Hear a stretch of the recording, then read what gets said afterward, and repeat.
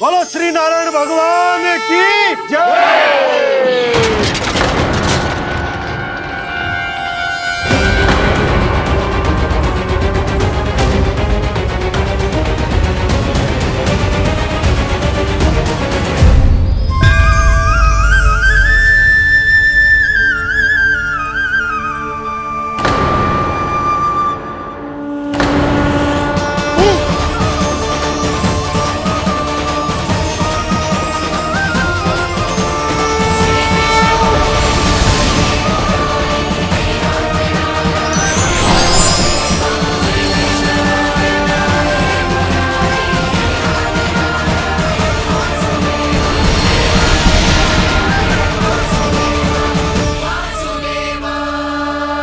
प्रभु,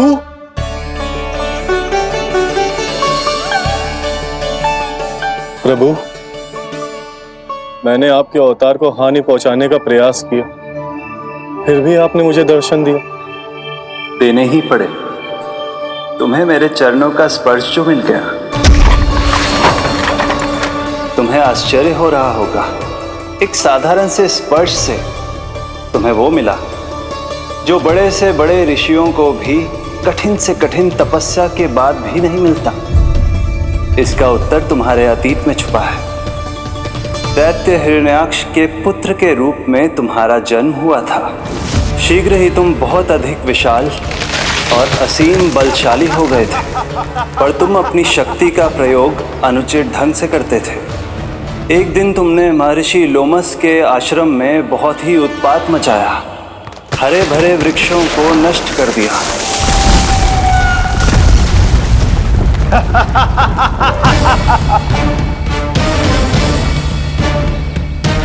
देख क्या रहे हो ऋषिवर? ये विशाल वृक्ष भी मेरे इस विराट तन के आगे कुछ भी नहीं है। जिसे स्वयं अर्जित तक नहीं किया, उस तन पर इतना अभिमान। तो सुन ले, जिनसे तेरा तन बना है, उन्हीं पंच तत्वों में इसी क्षण ये विलीन हो जाएगा। ये मेरा श्राप है तुझे, मेरा श्राप है तुझे।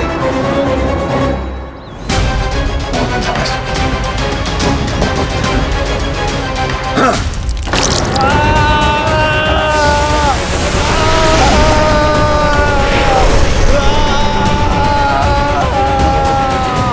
पर तभी तुम्हें अपनी भूल का आभास हुआ और ऋषि लोमस से तुमने क्षमा याचना की। क्षमा करे ऋषिवर, क्षमा करे।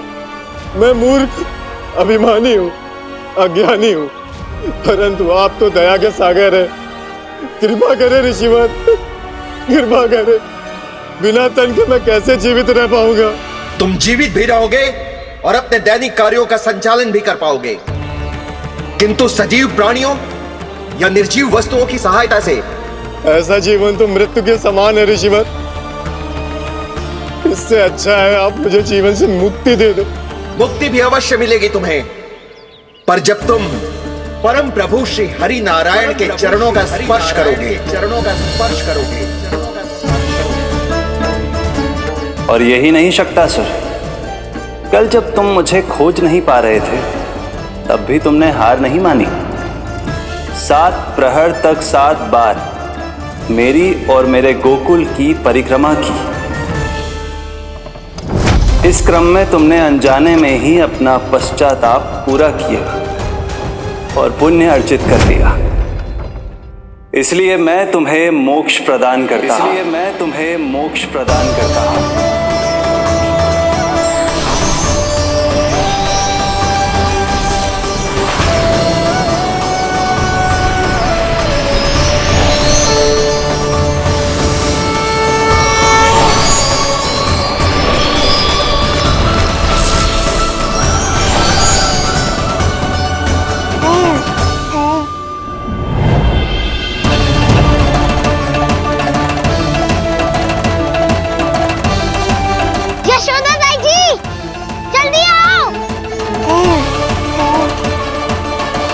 नीलमणि, मेरा लल्ला। लल्ला, तुझे कुछ हुआ तो ना है ना? तुम ठीक तो है ना? मेरा नीलमणि, मेरा प्यारा बच्चा।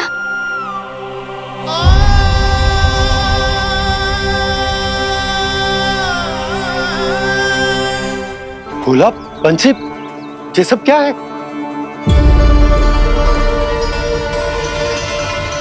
उज्जवल, ये किसने करो है? और देख, कहानी मत सुनाइयो। उज्जवल पुत्र, कैसे हुआ ये सब? किसने किया? और किसने? महाबली नीलमणि ने, बड़ी ताई जी।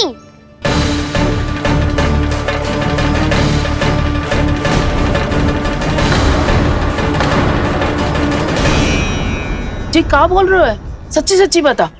लो, फिर फंस गया उज्जवल। मैं सच्ची कह रहा हूँ। अचानक तीव्र वेग से वायु चली।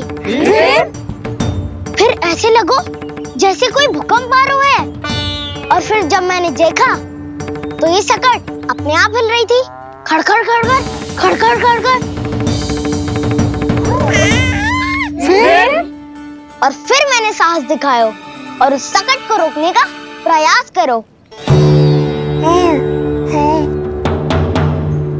पर सकट ना रुको, जे हिले ही जा रहा था, खड़खड़ खड़खड़ खड़खड़ खड़खड़ खड़खड़ खड़खड़। और फिर ऐसे ही हिलते हुए अचानक से आगे बढ़कर सीधा नीलमणि के ऊपर चला आए हो। और फिर सकट भी हिल रहा था, खड़खड़ खड़खड़, और सकट का सामान भी हिल रहा था, थरथर थरथर। ऐसा लगो जैसे सकट नीलमणि को कुचलने को।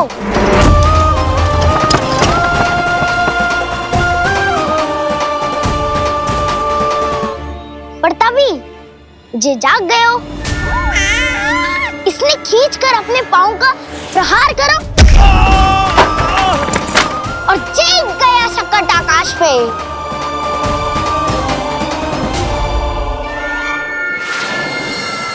और फिर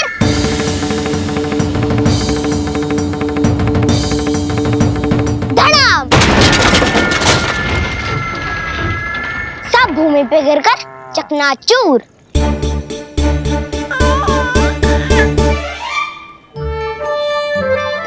मैं सच्ची कह रहा हूँ ताई जी, नीलमणि के पैर का स्पर्श होते ही वो सकट ऐसे वायु में उड़ी जैसे कोई फूल। अच्छा, और जो तेरे हाथ में ये माखन है, ये भी अपने आप उड़ के आ गया होगा ना? हाँ, मैं सच्ची कह रहा हूँ।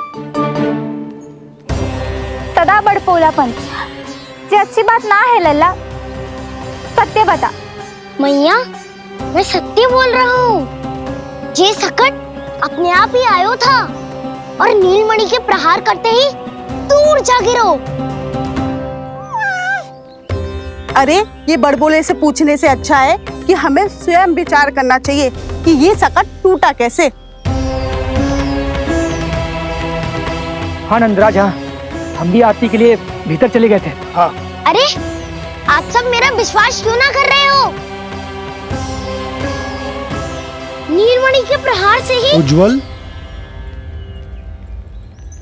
सकट बहुत पुराना था, पहिया ढीला होकर खुल गया होगा। यशोदा, अनेक कारण हो सकते हैं, चिंता करने की कोई आवश्यकता ना है। मैं चिंता क्यों करने लगी भला? मेरे नीलमणि के गले में रक्षा वाला कंठक पहले से ही है।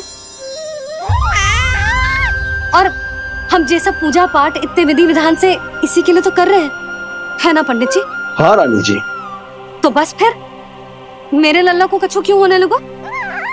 और आप सब स्वयं ही देख लो ना, जे इतना बड़ा सकट टूट के बिखर गया है, किंतु मेरे लल्ला को एक खरोच भी ना आई। इसका अर्थ तो यही है ना कि हम जो भी कर रहे हैं सही कर रहे हैं। मुझे चिंता करने की कछु आवश्यकता ही ना है। चलो सब भीतर चलते हैं। हाँ हाँ, लल्ला को भूख भी लगी आई होगी। चल।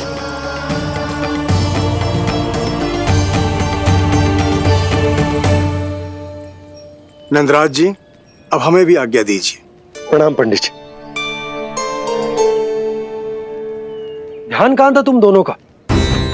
और अधिक सावधान रहने की आवश्यकता थी ना? क्षमा कीजिए नंदराज।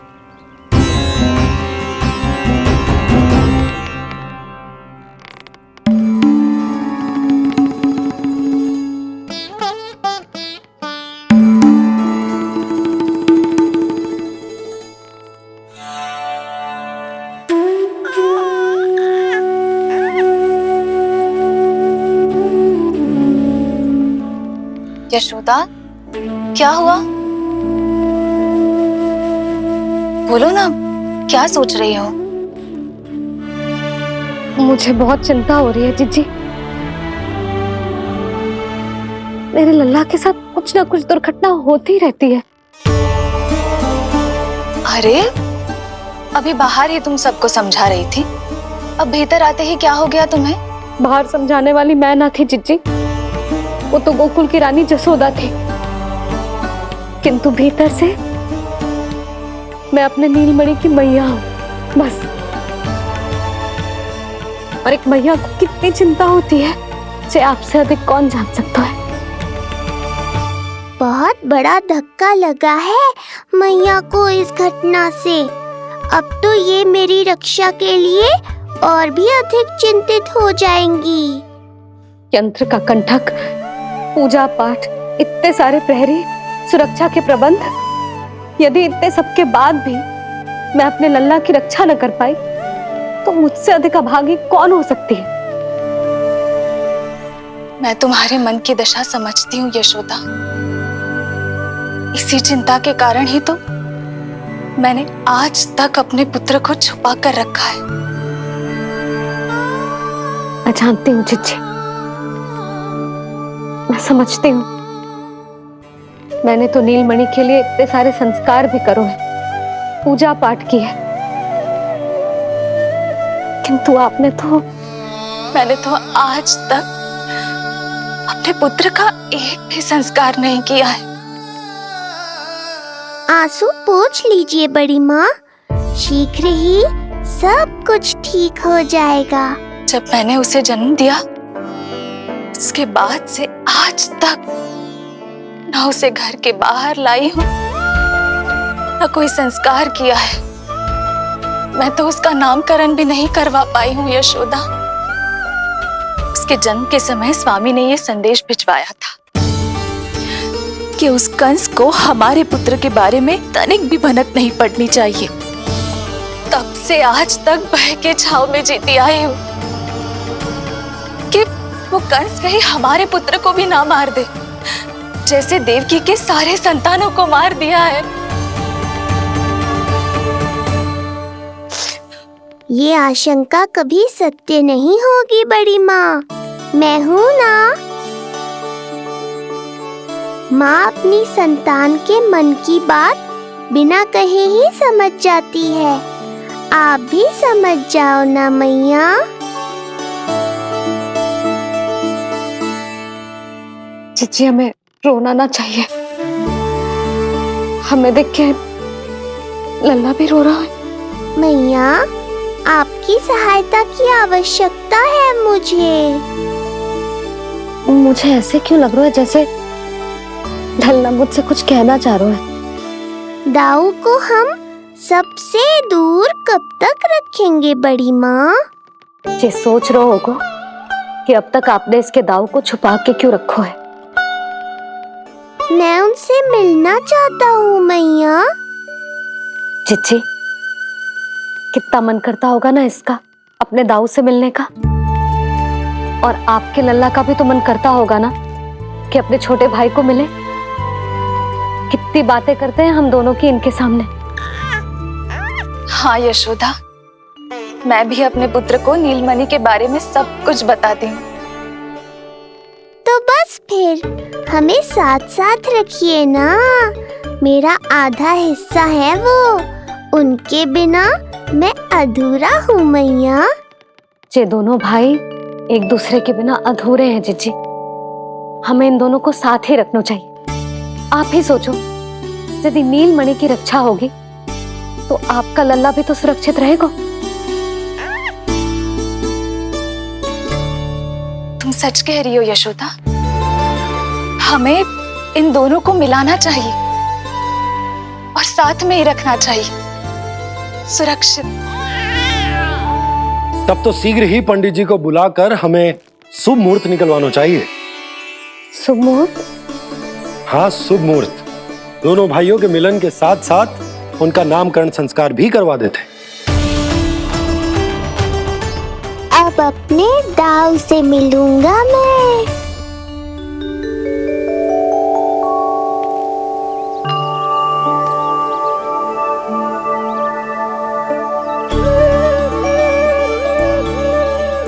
ऋषिवर की दिव्य आभा के कारण ये वातावरण कितना शुद्ध, कितना पवित्र लग रहा है ना। हाँ देवकी, इनका तेज ही ऐसा है कि इनके निकट केवल पवित्रता ही वास कर पाती है। किसी भी प्रकार की दुष्टता इनके पास जाने से पहले ही नष्ट हो जाती है।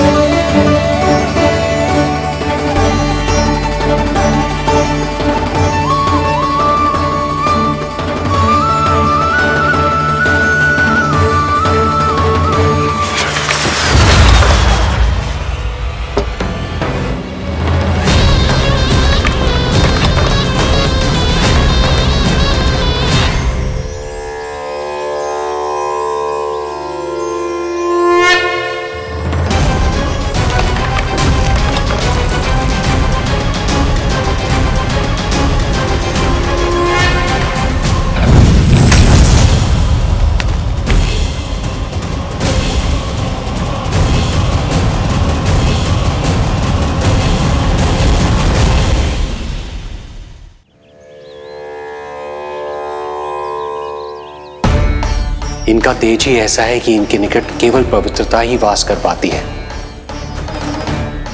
किसी भी प्रकार की दुष्टता इनके पास जाने से पहले ही नष्ट हो जाती है।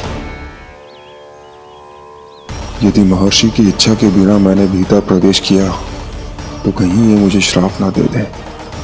नहीं, इससे तो अच्छा है कि मैं यहीं आश्रम के बाहर रुकूं और यहीं से इन दोनों पर दृष्टि रखूं।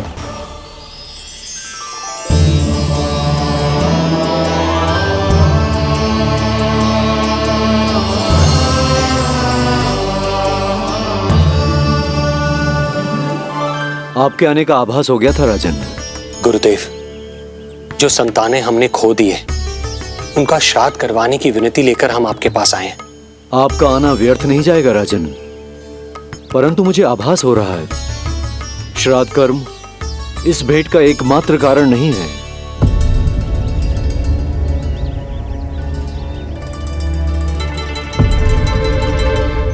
आपको उसकी या कंस की चिंता करने की कोई आवश्यकता नहीं है।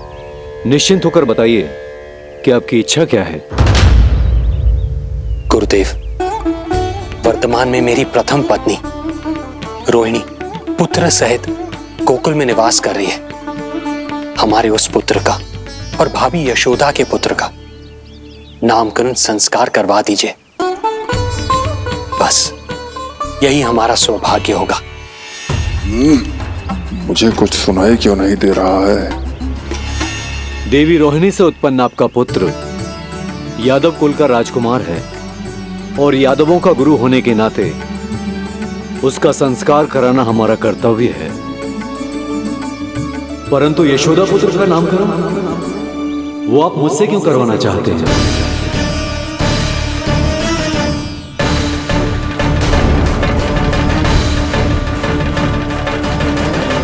गुरुदेव, सत्य ये है कि रुक क्यों गई रानी देवकी?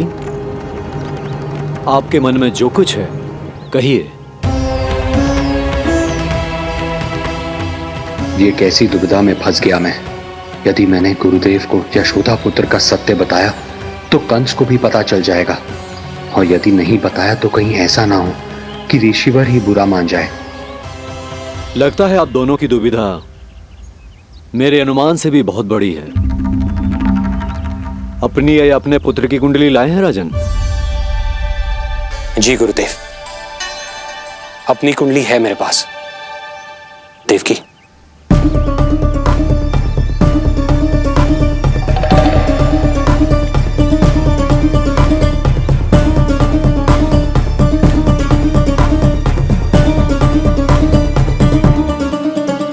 जो रहस्य आप नहीं बता पा रहे हैं राजन, वो ये कुंडली बताएगी।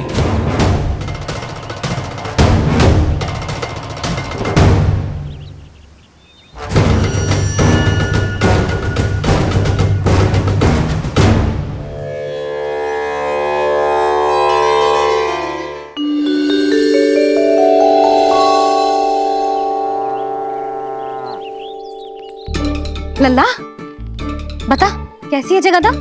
मैया को हो क्या गया है आज? देख सही सही बताइयो।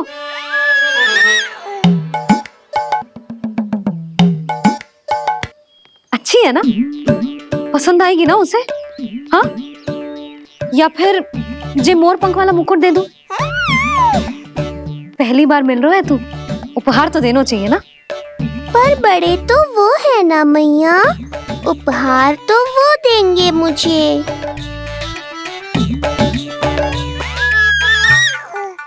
ना ना, मोर पंख वाला मुकुट तो मेरे लल्ला का है ना, जे ना दे सकते। तेरे जैसा कोई कंठा क्या चांदी वाला कड़ा दे दूं? हाँ? इस मिलन के लिए मुझसे अधिक उतावली तो मैया है।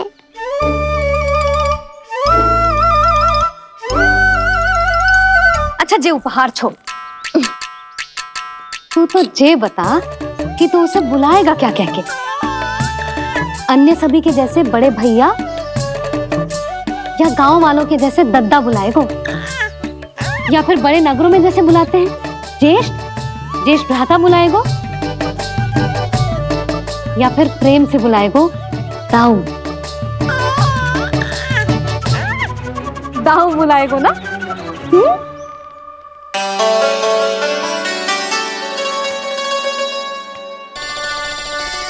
सुनो आपने, हमारे लल्ला ने निर्णय ले लियो, ये अपने भैया को दाऊ कहकर बुलाएगो।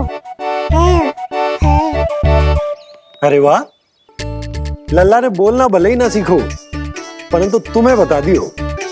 और नहीं तो क्या, लल्ला कुछ कहे ना कहे माँ तो समझ जाती है ना लल्ला?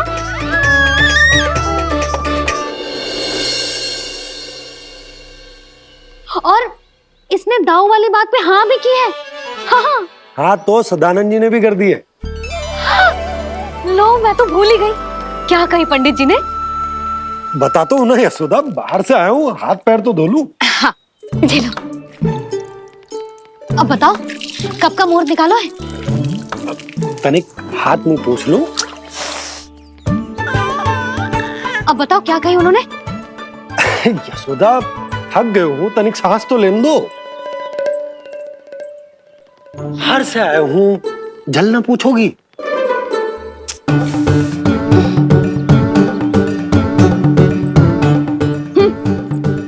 अब बता दो जी।